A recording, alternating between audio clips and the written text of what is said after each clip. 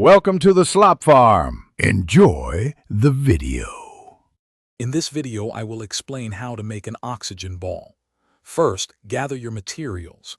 You will need a bottle of 3% hydrogen peroxide, which is commonly found in drugstores. Next, you'll need a catalyst. Manganese dioxide powder works well, or you can use a fresh potato. Finally, prepare a clean, empty bottle, a balloon, and remember to wear safety goggles for protection. Now, let's set up your oxygen generator. Carefully pour about 1/4 cup of the 3% hydrogen peroxide into your clean bottle.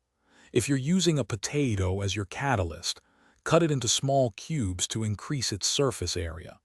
Then, quickly and securely attach the balloon over the opening of the bottle, ensuring a tight seal to capture the gas.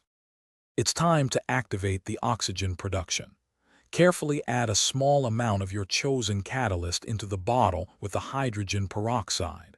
You'll immediately notice bubbling, which indicates oxygen gas is being released.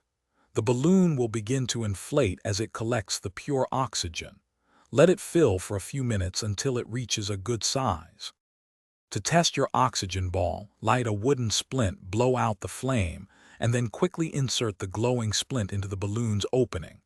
If it reignites, you've successfully made oxygen. Remember to dispose of the solution safely. For more great tips and deals, including a link to the Owala water bottle, check the description below. Stay curious and safe with all your experiments.